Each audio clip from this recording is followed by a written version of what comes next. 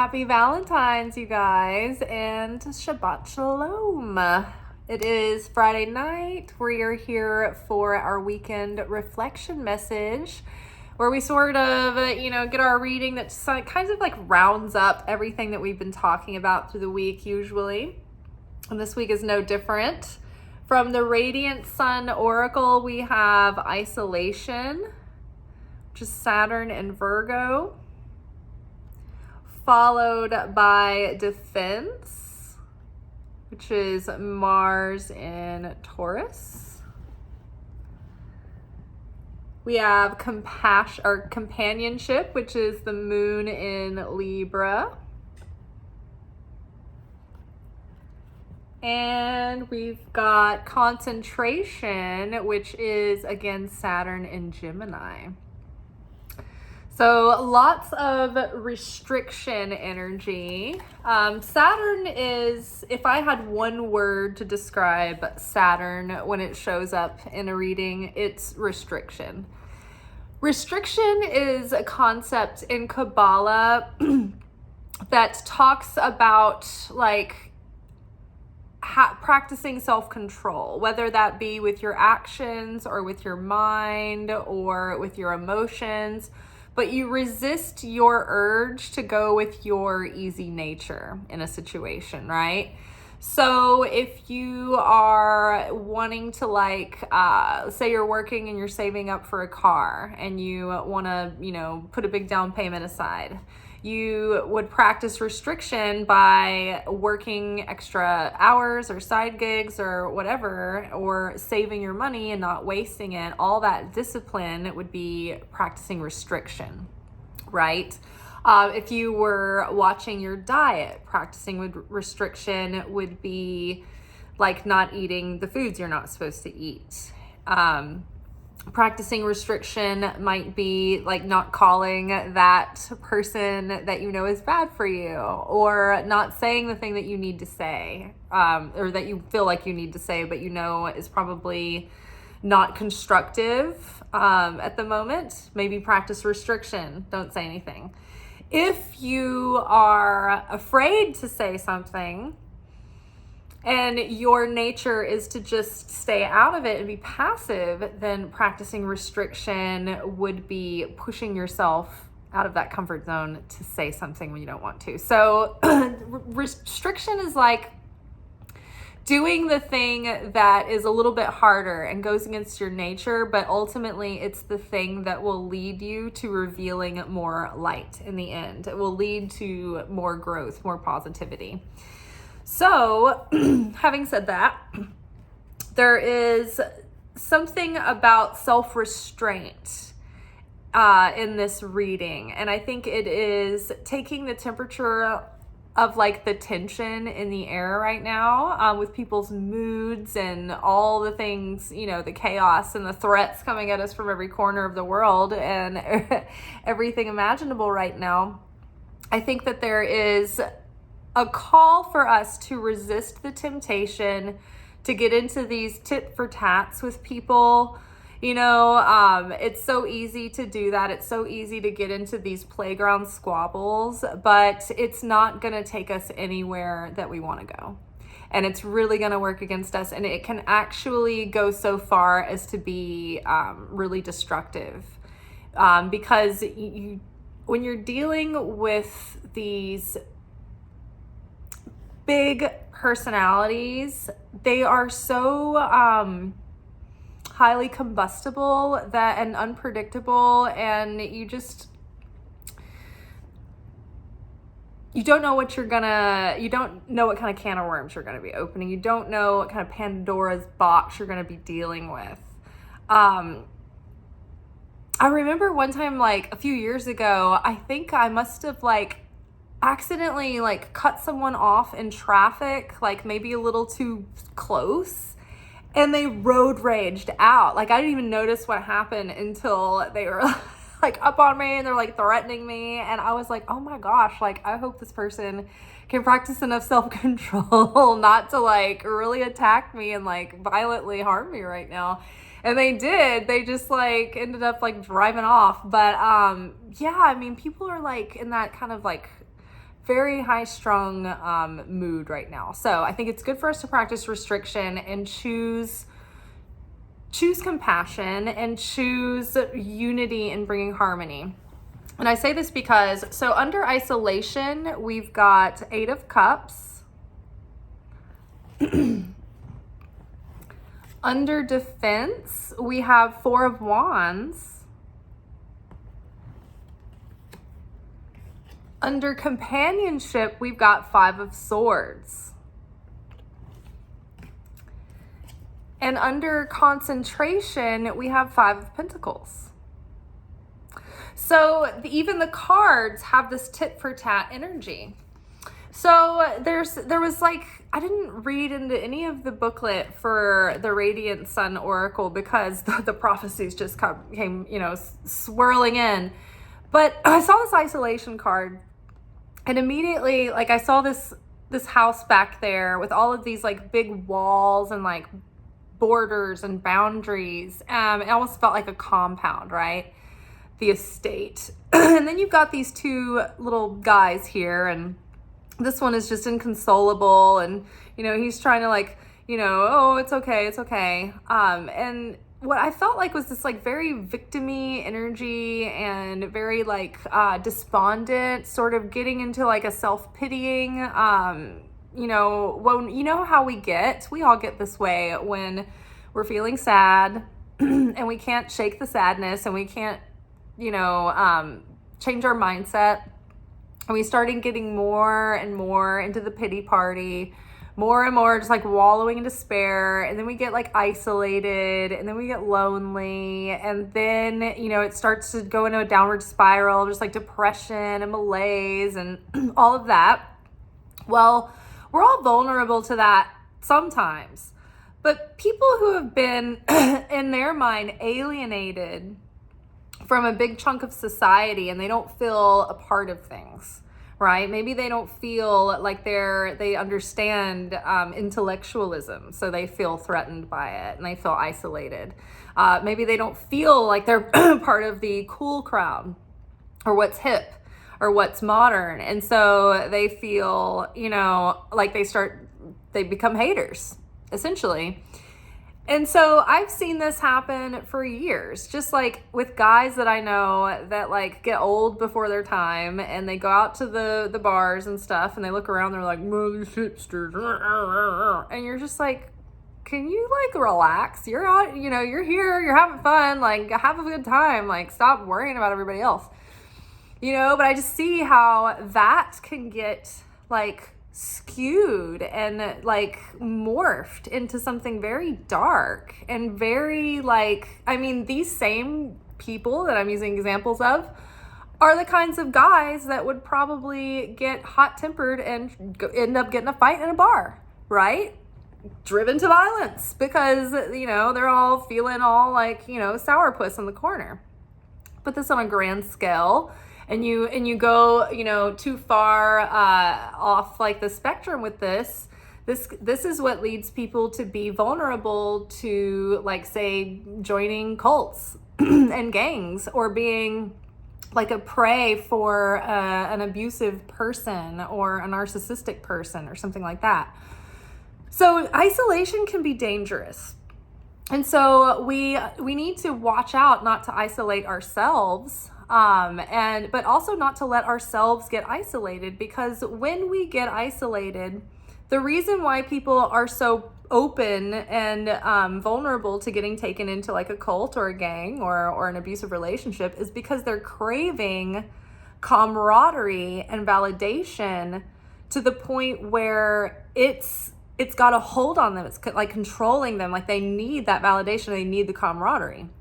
And so that's how the people who are on the recruiting or the predator end of this, they know that. And so they play into that. So a lot of people, recently have been talking about how, maybe they're, the people that they know have gotten caught up into things that they wouldn't normally think that they would be involved with. But it's like their whole group and their whole community and everybody at the club is like that. And so, or everybody at their church is like that, or everybody at work is like that. All the people that are in their tight-knit community think that way. So they don't want to be isolated or alienated, and so they just go along. And what's dangerous is that this happens in all ages. We learn these things on the playground, and they come with us through our adolescence, and for some they linger into adulthood. And it's usually with people who haven't really spiritually awakened, because people who are awakened and they know themselves, they have their own core center, like a moral compass that isn't really, like, they're more free-spirited. So it's not really so much skewed by the group or by peer pressure. So the Eight of Cups, what I saw in this paired together, was that it's important, like the Eight of Cups, look at her, she is going on her own way. She is going on her own path. Determined, sovereign, look at her little fist. She's determined. And the Eight of Cups is it represents moving on towards something more meaning, looking for meaning, looking for deeper meaning, or moving on to something that will be more meaningful, right? And so it's important that we can stand on our own 2 feet and find meaning for ourselves in this world, and not be so reliant on the validation or approval or even the company of others. You can be lonely in a group of people the same as you can be lonely by yourself. I'm lonely in groups of people all the time, and sometimes I'm never lonely by myself. So it's really not dependent so much on your immediate surroundings, because if you're whole within yourself, then you always have company. And you always have love around, because you're connected to your own spirit and you love yourself. But also you're more connected to God and the Holy Spirit and like the Christ from within you that also like makes you feel loved and taken care of, because you'll be paying more attention to the world around you and how the universe is always talking to you and interacting with you. And it kind of takes being alone sometimes to be able to notice that in a vivid way. So, I mean, it can actually be quite nice. I know a lot of people who are, they love solitude, including myself, almost too much sometimes. So I think right now, the world in general is, we have been feeling disconnected from one another in a deep way, disconnected from people in our intimate circles just because of busyness and being digitally connected. It always feels like you're in touch with everyone, even though you're not, So we have gotten disconnected, and what we need to do is like build our important relationships again, and really feed those, so that you're not vulnerable, to forgetting who you are and where you come from and what your roots are and how you were, raised and taught to be and taught to treat one another with kindness and generosity and to share. I mean, think about all the things that we learned growing up, to share and to include one another, not leave out the other child, Why aren't we behaving like this these days? I think we need to go back to the basics and start there in many ways. And so that's what leads me to the next card. All of this has caused people to be defensive, and they all have valid reasons. Everybody has their own justifiable reason for feeling defensive, you don't have to agree with people to understand how they come to their conclusions and how they come to the way that they're feeling and how they've gotten stirred up and what's triggered them. You can understand what's gotten people triggered without having to agree with them. So what we need to do right now is stop coming at each other, causing everyone to be on the defense. Everyone is like so tense right now and on the defense. Kindness and understanding and authenticity and honesty, gentle honesty, You know, you don't have to call people out and make them feel exposed and ashamed, but you can gently be honest with them in subtle and private ways that starts to plant seeds in their heart to change their heart. Remember, it's very hard to change people's minds once their minds are set, because there's this hairball of all the other stuff that has led them into this state of defensiveness, right? So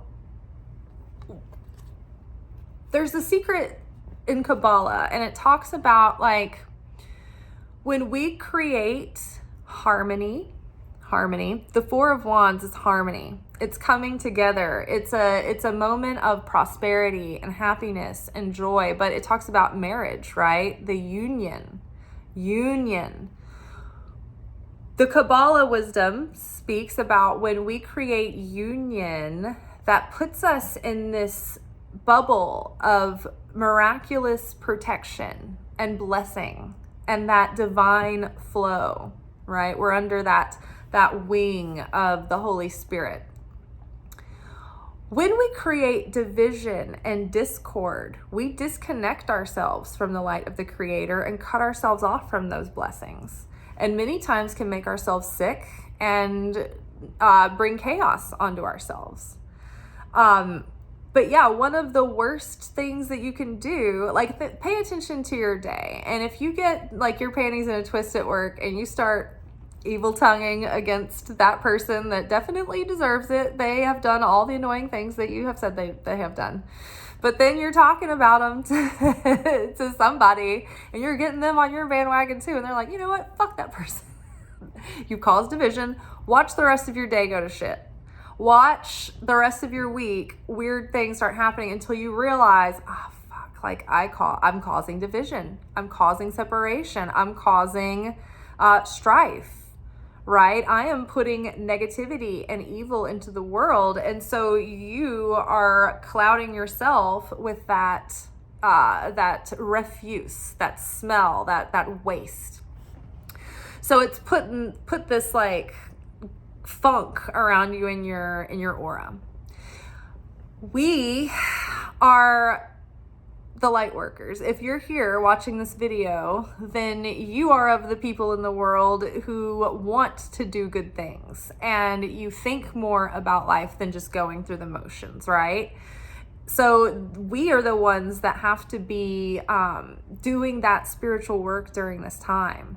And we get in our minds, what is the spiritual work? Like, you know, we think like missionaries is really obvious. And, you know, like this channel, this is obvious. But what is the most important things is when you are at those holiday dinners and when you're with these people that you don't necessarily agree with, to put your differences aside and try to exchange love with these people and melt them that way. There was a story in one of my Kabbalah classes recently. It was like a few months ago, several months ago, but it was in a semi-recent class. And there was a story about how this guy from the Kabbalah Center, he wasn't Jewish, but he learned about Shabbat. And he started practicing Shabbat every Friday, like I do. And except he was in college and he had a dorm, and he would invite all of these people, whoever wanted to come to Shabbat dinner. They would come to dinner, and he would like share some consciousness with the group, and they would have a really beautiful, nice dinner where they would share consciousness and get this spiritual nourishment of being in this like harmonious group together. And, you know, for a sacred purpose, right? And so one of the kids in the dorm was like, hey, be careful talking about this around so-and-so, because his dad is the dean, and or like something about this kid. It was like part of his family was on faculty or whatever. But the kid, oh no, it wasn't part of his family was on faculty. It was nothing to do with it. But his dad was like a chapter head or something of one of the prejudice groups, essentially, like one of the, you know, hardcore racist groups. So the kid, instead of leaving this guy out or trying to hide it from him, he actually started to invite this guy every week to come. And the guy at first didn't come, but the boy that was having the Shabbat dinners was consistent. And he was like, hey, come, like, be a part of it. And because he genuinely invited him and kept doing it, instead of being afraid, instead of being prejudiced, instead of doubling down in defensiveness, in tit for tat, in name calling, in, you know, burns, and, oh, you owned this person, blah, blah, blah, blah, blah. No, he invited this guy to dinner every week until he came. And this guy started coming to these Shabbat dinners every week, and it changed his life. And they became friends after that. And I can't remember if the other kid started to go to Kabbalah class himself, but he started working on his dad because he knew after that, it melted all of his prejudice and everything that this guy had been taught growing up. Like, you know, he'd been taught to be prejudiced and to have hate and to be separate from people who aren't like you. And so he was just doing what he was taught growing up. And when he had a chance to learn differently through people, through a situation that involved friendship and harmony and love and celebration, and there was a safe space to do that, it changed this guy forever. That is what doing an act of eternity looks like. An eternal moment is something that forever changes a person. It's a true act of kindness. It's a true act of love. It's a true exchange of ideas or concepts or wisdom or compassion that actually changes someone's perspective. And that is what alchemy is all about. It's about forever taking darkness. A kid that would have perpetually grown up in darkness and in hate and in misery, it doesn't feel good to be angry and hateful all the time. We're all over it. Like, the whole world is over it. We're ready to move on. We're ready for harmony. We're ready for the good times. Like, let the good times roll. Like, we just want to have a good time together. You know, we're all just trying to get something good to eat and have some music, you know? And like, when these people who are like prejudiced and everything, when they get together to rally, it's like there's hardly anybody there. People are ridiculing them, throwing like canned goods. It's like the whole like globe is over it. This is a small percentage of people. They're just very loud and very angry. And whether or not their anger, you know, seems misguided, you know, to them, they've felt very disempowered, and they're very afraid, and they're very sad, and they're very isolated. And that's why they're acting this way. So even though it sucks, it's up to us to have to extend, you know, the invitation to stop adding to the division and the strife, and instead start building unity and harmony and friendship and building bridges. It's like being in this one big giant global family. You know, we're all on this planet together, at least for the time being, and we've got to learn to get along. We've got to learn to get along and love one another. I remember when we would be fighting in the gardens, and my mom would be like, y'all are the best friends you'll ever have, you know, like, y'all need to get over it and learn to get along and love each other, and, you know, y'all are gonna tear this place up. And it's just like, yeah, we need to just chill, right? Have you ever seen two big old dogs fight in a small room and you're like, oh my God, they're gonna tear the house down? That's where we're at. So we have companionship paired with Five of Swords. A Five of Swords here, you can see that, like, I mean, there's been an exchange that's left somebody feeling like, oh, whatever, you know, like, are you happy now? Like, this person's like, I've got everything. It doesn't affect me. That's the thing that I've heard more than anything in the last couple of months from people that it just shocks me, is that here you have people suffering and all of these things happening that deeply affect people, that have life-changing effects on people. And all these people that you ask about this, they're like, well, it doesn't affect me, or it won't affect me. that all that matters to anyone? Is that, oh, well, as long as it doesn't affect me? Because let me tell you, something will eventually affect you. It will. You are guaranteed. Just like when you judge someone, you end up walking in their shoes and you get to see how it feels to be judged, and that for that same thing. Like, you learn this. This is a spiritual golden rule, but you learn this in junior high. When you laugh at somebody's zit, you will get the same zit. And if you think that if you turn a blind eye because nothing's going to affect you, it doesn't affect me, something will come around that will, right? So whether it be, in your personal life or on a grand scale, like, that attitude will karmically circle back to you. So this 5 of Swords is the energy of winning at all costs, doing whatever it takes, no matter what, or, who gets hurt in the process. Winning, but at what? Like, now you won the game, but it's not sportsmanlike, so nobody wants to play with you anymore, right? Like, you've got your way, but like, now you've ruined everything. So like, are you happy with what you've got? You've got all the swords, but you fucked everything up. So did you really win? At what cost? So instead of always going at it like this, or like, that phrase, I'd rather be happy than right.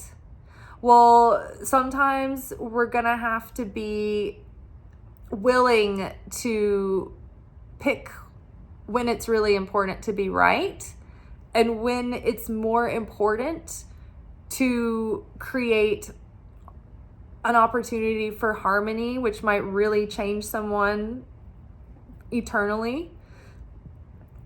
Getting in a little argument and saying something clever is just going to make somebody feel more rage, more shame, more anger. It's going to divide them further, and they're going to double down. The best we can do is try to lift people up out of their darkness and wake them up, and hopefully they'll get it. And if not, then sorry, we did everything we could. We did our best. We kept our hands clean in the process. We did what was right, but it's up to them eventually to either get it or not. But we don't need to get sucked down in the muck in the process. Remember, they go low and we go high. Remember that? The good times. So yeah, companionship is more important. Building bridges, being ambassadors, the Christ, Jesus, when you, I love the show The Chosen, but there are so many people who are so unpleasant and such heinous anuses, but Jesus doesn't get like he's not trying to fight with people. There's so many times where his disciples are like, nobody should talk to you like that, Jesus. Like, you should smite them with like light. And he's like, we have to we're setting an example here. Like, we're trying to spread a movement happening. Like, we can't go around attacking people and getting in fights because they were mean to us. I mean, this is Jesus to his disciples. Like Jesus was peaceful, and he was a gentleman. He was polite. And he wasn't a cruel person. He wasn't rude. He wasn't crass. He wasn't out there trying to stir up some shit, unless it was an important moment where he was purposefully doing something civilly disobedient to stir up some shit.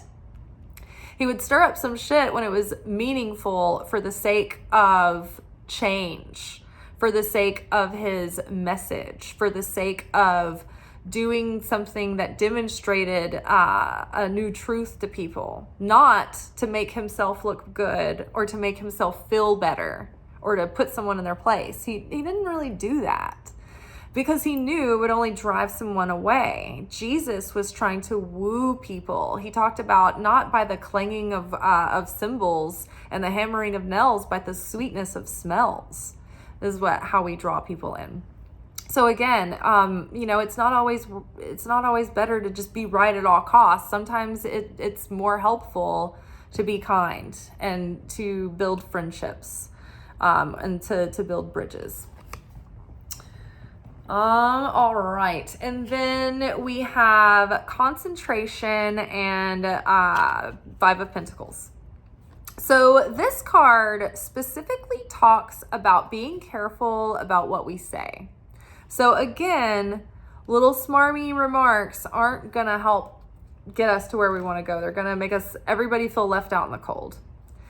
Now, the specific advice around these cards that I get together, see this up here, this looks like evil tongue to me. This is like the little goblin that rides on our lips and our mouth. And when we do evil speech, when we say negative things, when we have negative expectations, when we say bad things about people, when we even just talk idly about people for no reason, this is different examples of negative speech. And this drains your life force. It drains your aura. It attracts negativity and chaos. And it can actually make you sick or die sooner than you need to. So, evil tongue, we do it all day, every day. And if we really knew how much influence our words had in our moment to moment and in the grander scheme of our life, we would probably just shut the fuck up.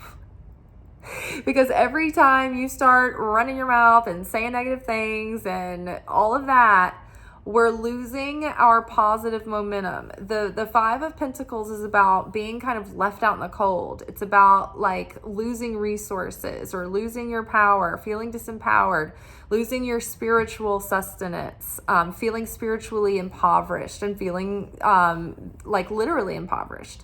So to me, I would say resist the urge from negative speech, because every time you do, it's like you lose all your coins from the game that you built up in your points. It's like when you get when you lose a life and you lose a bunch of your points. So try not to, same as earlier when we were like, watch yourself do this, create division and watch your day go down the drain. Same. I watch my tips go down if I say something shitty that I know I shouldn't have said. It's amazing. It happens immediately. Either like my table cancels, like my party that was supposed to be 10 now turns into a 6, like never fails. So we need to be very, very conscious about what we're saying. We need to use our mouth because our mouth has the power of life and death in it. This is one of the most magical organs on our body. This is a portal of life and death. We have to eat through our mouth. We have to breathe through our mouth. We take in water through our mouth. It keeps us alive. Now, what we share in common with the Creator is our ability to speak something call something into existence, right? So where our the positive things that we say they create angels that end up being like angelic forces or like positive forces that help us, that bring us in alignment with blessings and prosperity and put us in the right time at the right place. But when we say negative things and we do negative speech, that creates negative angels. And those are like the chaotic forces that work against us, right?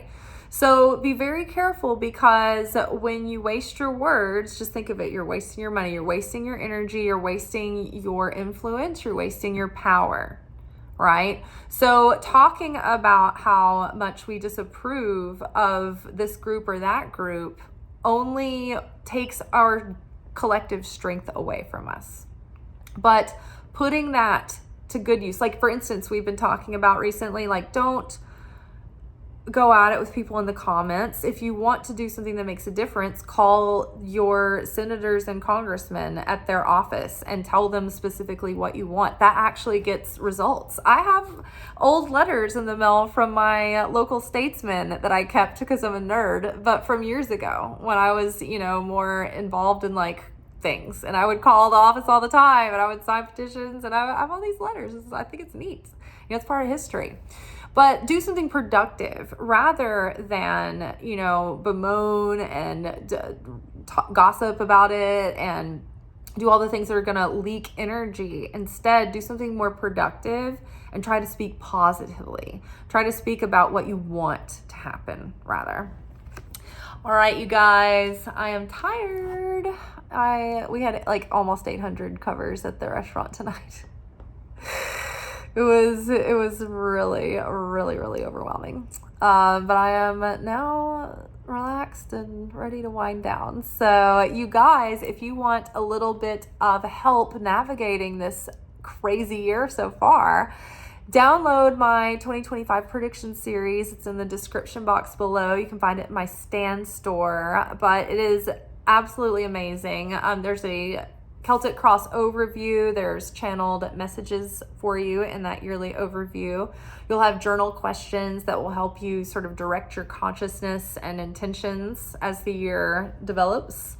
You have quarterly readings that are seasonally themed with their own questions, journal questions about the themes and things that we will be working with through the seasons.